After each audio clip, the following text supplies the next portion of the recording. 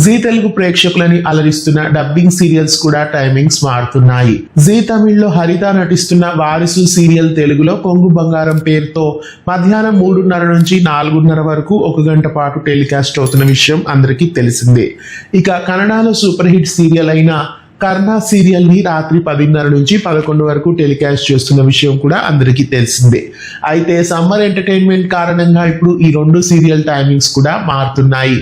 పడమటి సంధ్యారాగంని 3:30కి షిఫ్ట్ చేయడం వలన కొంగు బంగారం సీరియల్ కేవలం అరగంట మాత్రమే టెలికాస్ట్ అవుతుంది. అది 4 నుంచి 4:30 వరకు.